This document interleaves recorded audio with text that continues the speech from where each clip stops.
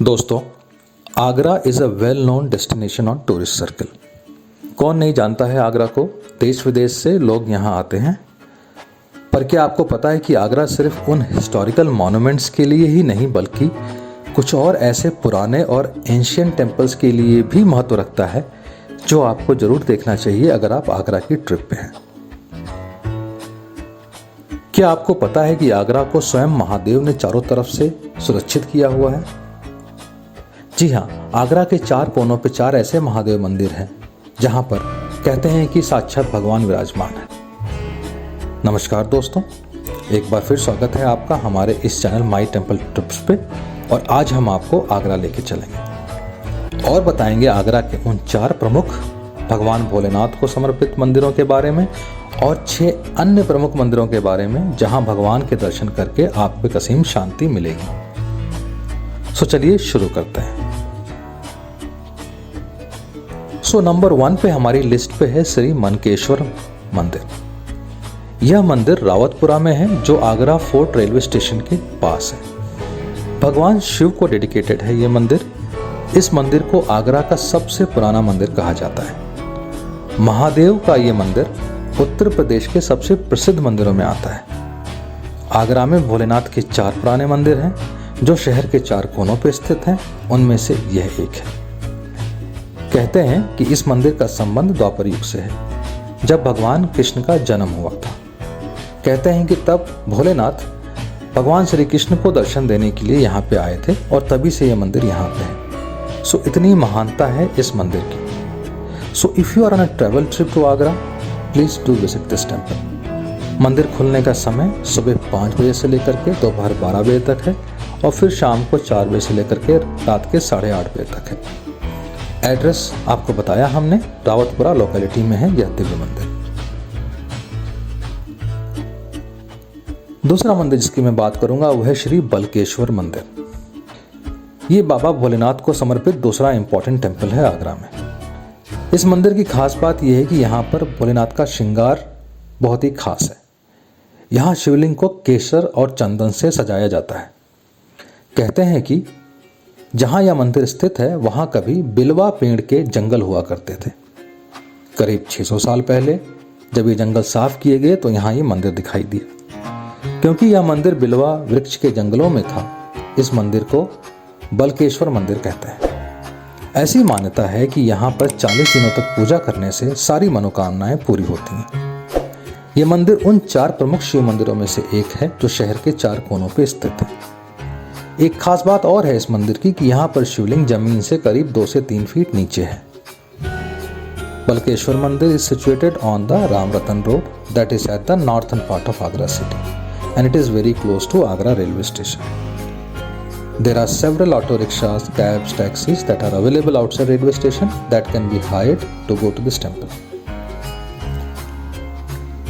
चलिए अब एक और खास मंदिर की बात करते हैं। तीसरा मंदिर हमारी लिस्ट पे जो है वो है श्री कैलाश महादेव मंदिर। हिंदू पौराणिक कथाओं के अनुसार इस मंदिर की अपनी एक अलग महत्वता है। कहते हैं कि त्रेता युग में भगवान विष्णु के अवतार भगवान परशुराम और उनके पिता ऋषि जमदग्नि कैलाश पर्वत पर भगवान शिव की आराधना करने गए थे। दोनों की कड़ी तपस्या से प्रसन्न होकर के भगवान शिव ने उन्हें दर्शन दिया और वरदान मांगने को कहा। इस पर भगवान परशुराम और उनके पिता ने उनसे अपने साथ चलने के लिए और हमेशा साथ रहने के लिए आशीर्वाद मांग लिया।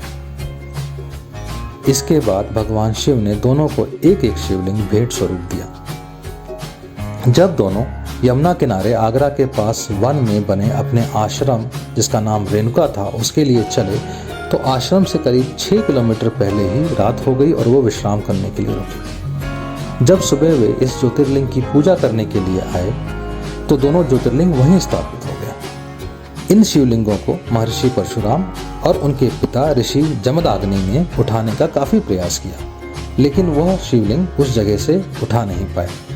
हार कर उन्होंने उसी जगह दोनों शिवलिंग को पूजा अर्चना करके पूरे विधि विधान से स्थापित कर दिया और तब से इस धार्मिक स्थल का नाम कैलाश पड़ गया।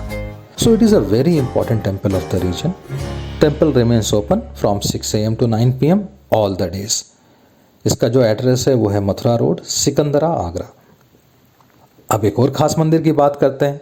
चौथा मंदिर हमारी लिस्ट पे है वो है श्री पृथ्वीनाथ महादेव मंदिर। सम्राट पृथ्वीराज चौहान से जुड़ी है आगरा के इस प्राचीन पृथ्वीनाथ मंदिर की कहानी। सावन के आखिरी सोमवार में यहाँ पर जबरदस्त मेला लगता है। इस मंदिर के नाम से ही पता चलता है कि इस मंदिर का इतिहास पृथ्वीराज चौहान जी से जुड़ा हुआ है। बताया जाता है कि महाराज पृथ्वीराज चौहान ने ही शिवलिंग को खोज करके यहाँ पे पूजा अर्चना की थी।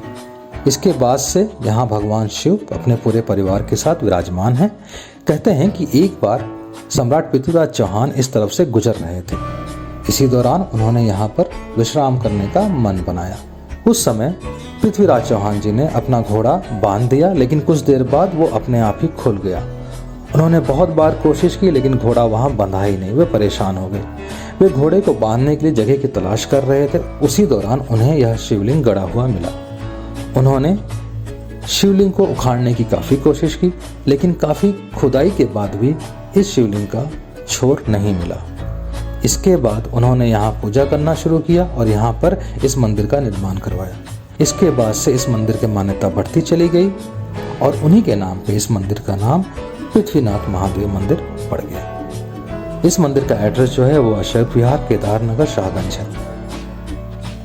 पांचवा मंदिर जिसकी हम बात करेंगे वो है श्री राजेश्वर नाथ मंदिर। श्री राजेश्वर नाथ मंदिर भी भगवान शिव को समर्पित है और यह करीब 900 साल पुराना मंदिर है। इस मंदिर की कहानी भी बहुत ही सुंदर है। इसकी स्थापना के बारे में कहा जाता है कि लगभग 900 वर्ष पूर्व राजा खेड़ा के एक साहूकार शिवलिंग को घोड़ा गाड़ी पर रख करके आगरा के रास्ते राजा खेड़ा ले जा रहे थे। तो रात्रि होने पर उन्होंने वहीं जहां पर वर्तमान राजेश्वर मंदिर स्थित है विश्राम करने के लिए सोचा। जब वो सो गए तो रात्रि में साक्षात शिव शंकर उनके सपने में आए और शिवलिंग को वहीं स्थापित करने के लिए कहा। सुबह होने पर जब उन्होंने पुनः अपने घोड़ा गाड़ी को चलाने के लिए आगे खींचा तो घोड़ा गाड़ी 1 इंच भी आगे नहीं बढ़ी।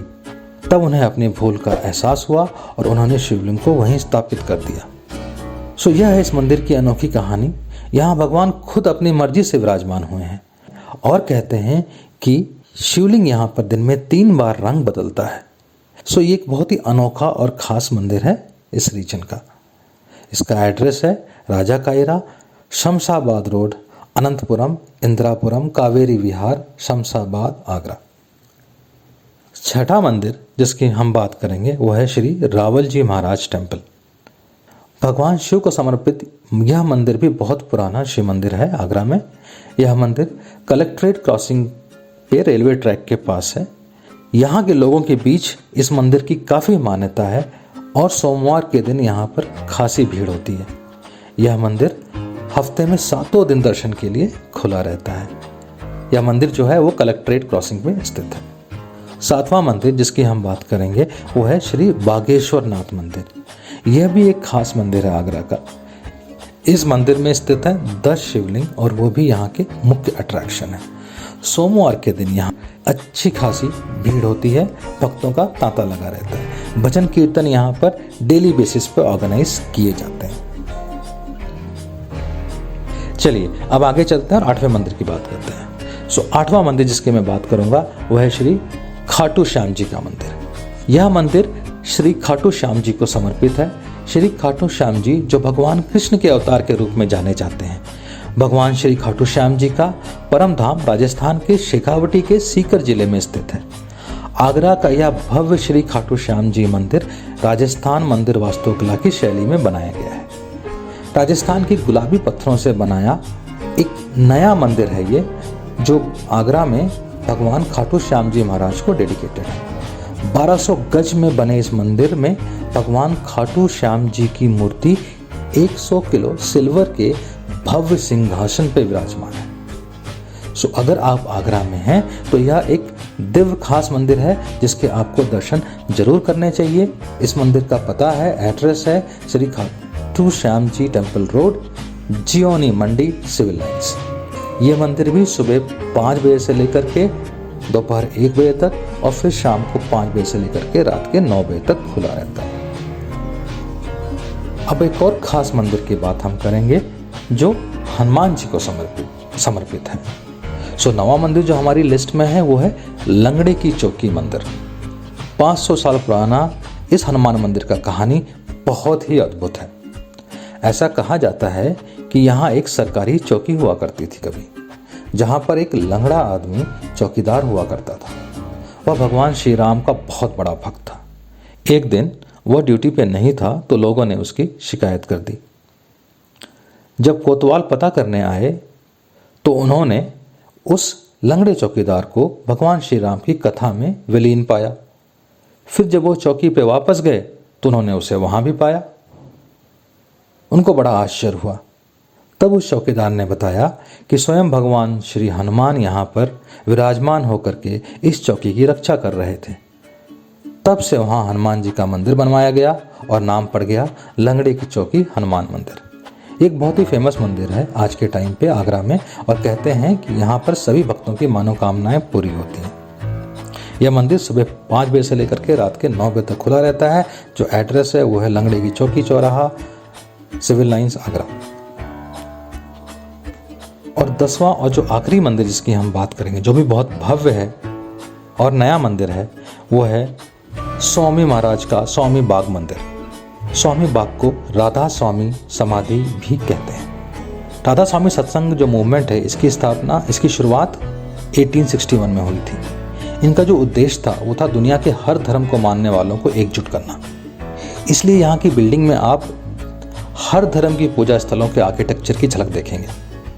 सो स्वामी बाग समाधि जो है वो इस मूवमेंट के फाउंडर हुजूर स्वामी जी महाराज की समाधि है। मेन बिल्डिंग 110 फीट ऊंची है और सफ़ेद मार्बल के पत्थरों से बनी है। बिल्डिंग के दीवारों पर की गई नक्काशी देखते ही बनती है। इसकी सुंदरता को ताजमहल से कंपेयर किया जाता है। समाधि के बगल में ही भजन घर है जहां स्वामी महाराज जी सत्संग किया करते थे। सो डेफिनेटली ये मस्ट विजिट है अगर आप आगरा की ट्रिप पे हैं। सो दोस्तों, ये थे 10 प्रमुख मंदिर आगरा के जो हमें लगता है आपको देखना ही चाहिए अगर आप आगरा की ट्रिप पे हैं या आगरा के आसपास रहते हैं।